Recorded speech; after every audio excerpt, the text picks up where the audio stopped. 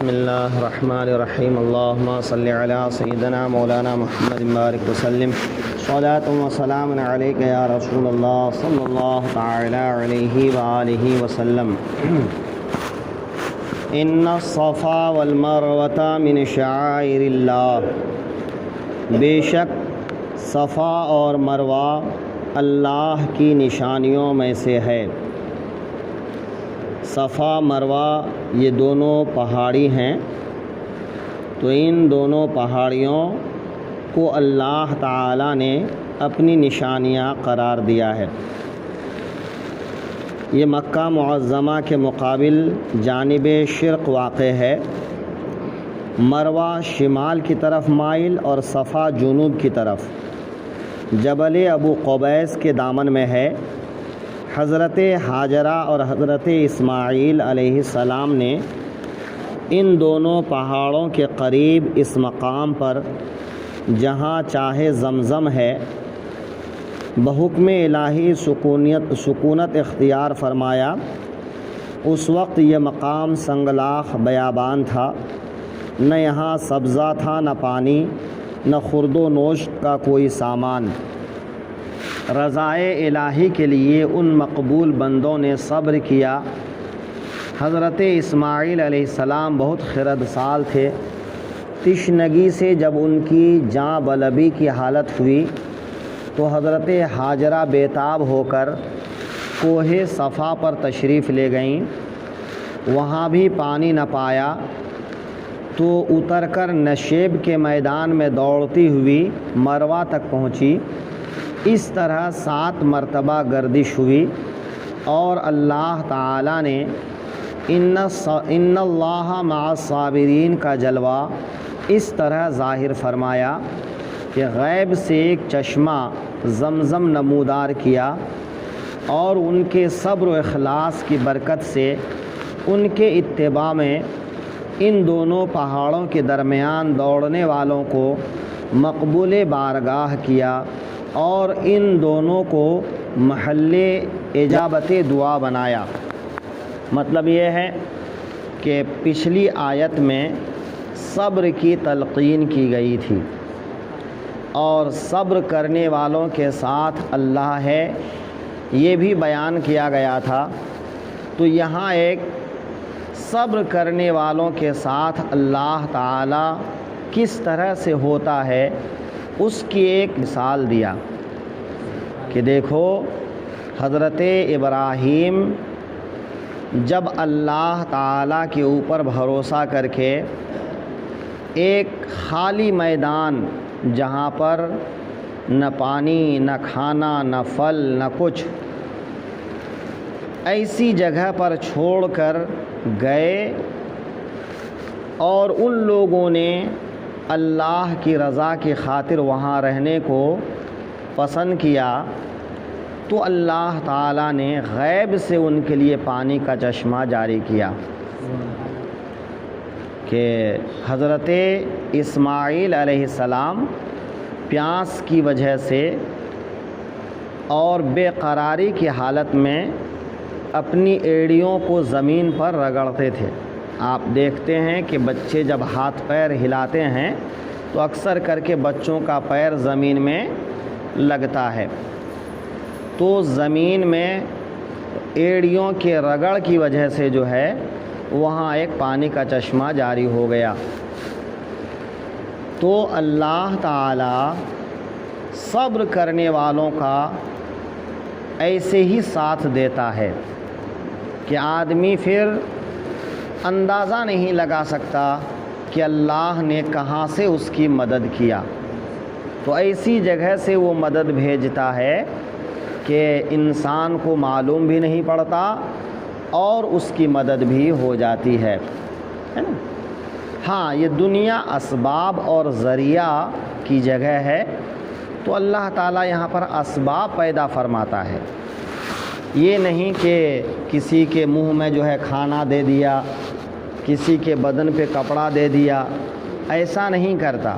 وہ ایک ذریعہ بناتا ہے کہ چلو آدمی اس سے کھانا کھا لے، آدمی اس سے کپڑا پہن لے، تو کسی نہ کسی انسان کو کسی نہ کسی کام کے لیے وہ بھیج دیتا ہے، تو اس طرح ذریعہ پیدا کر دیتا ہے۔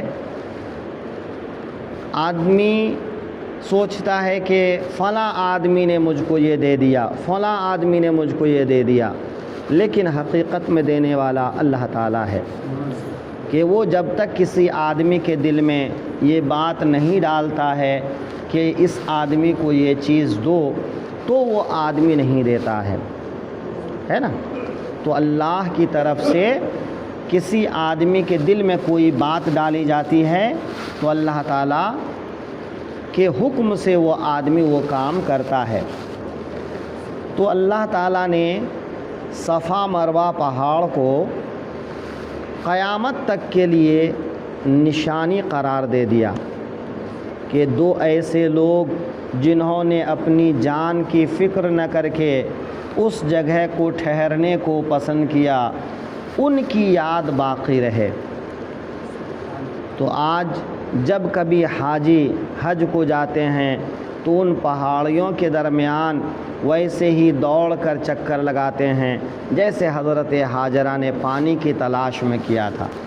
حالانکہ آج وہاں کسی کو پانی کی تلاش تو نہیں ہے، وہاں پانی بہت زیادہ ہے، فراوانی ہے، لیکن اس کے باوجود وہ ایک نیک خاتون کے قدموں کی برکت ہے، ان کی ایثار، ان کی قربانی، ان کے جذبے کی قدر ہے کہ انہوں نے حضرت ابراہیم سے پوچھا، اے ابراہیم، اس میدان میں آپ ہم کو چھوڑ کے جا رہے ہیں، کیا اللہ کا حکم ہے؟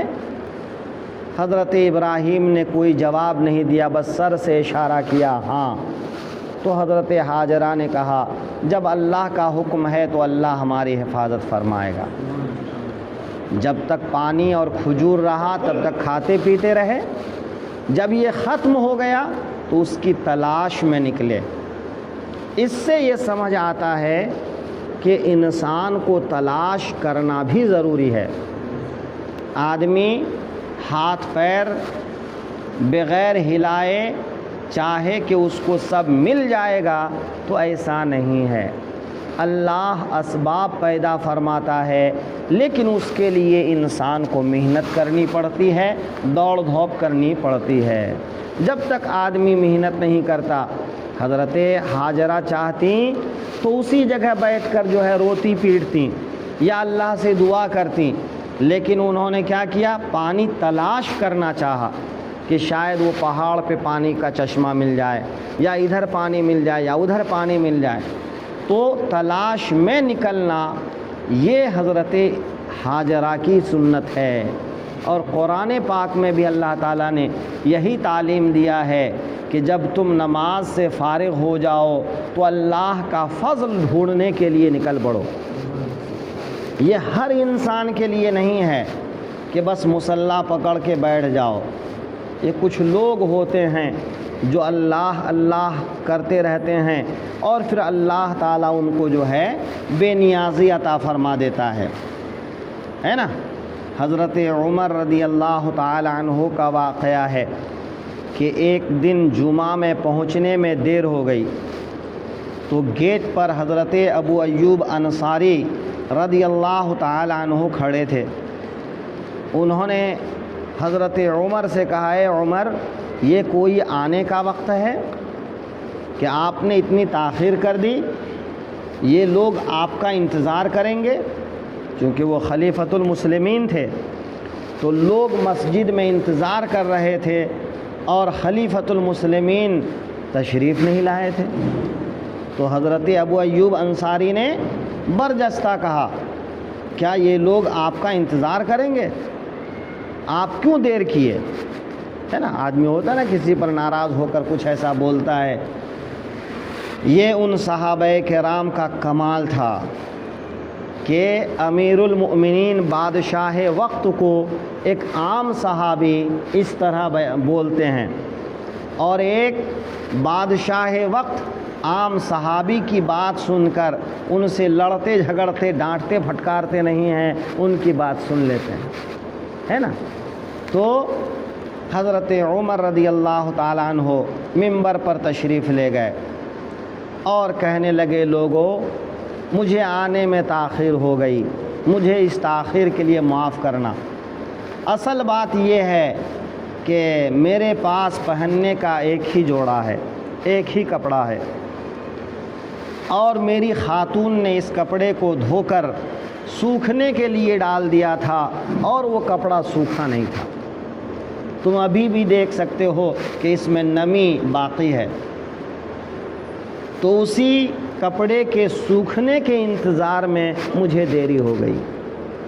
ذرا غور کیجئے کہ حضرت عمر جو ایک سلطنت کے مالک ہیں، حکومت کے مالک ہیں، کئی ہزار میل رقبے پر ان کی حکومت ہے، بڑے بڑے طاقتور ان کے آگے جھکتے ہیں، لیکن ان کا یہ حال ہے کہ وہ ایک کپڑا دھو کر ڈال دیے ہیں تو دوسرا کپڑا پہن کر آنے کے لیے نہیں ہے۔ تو ایسی زندگی جب کوئی گزارتا ہے تو اللہ تعالیٰ پھر ان کے لیے راہیں کھول دیتا ہے، لیکن یہ ہر آدمی کا مقام نہیں ہے، تو ہر کوئی یہ کر بھی نہیں سکتا ہے۔ بھئی وہ ایک تنگی کا زمانہ تھا اور انہوں نے اس چیز کو برداشت کیا، آج ہم نہیں کر سکتے، زمانے کے حالات کے حساب سے ہم کو چلنا پڑ رہا ہے، لیکن اگر کسی کے لیے ایسا وقت آ جائے تو کیا کرے؟ بھئی انہی اسلاف کی یادوں کو بسا کر، دل میں بسا کر پھر صبر کرے، تو پھر اللہ تعالیٰ جو ہے ان کے لیے اسباب پیدا کرے گا، اور ضرور پیدا کرتا ہے نا۔ تو اللہ تعالیٰ نے صفا مروہ پہاڑی کو اللہ کی نشانیوں میں سے قرار دے دیا کہ جب دو صبر کرنے والوں نے صبر کیا تو ان صابرین کی برکت سے اللہ نے اس کو قیامت تک کے لیے نشانی بنا دیا۔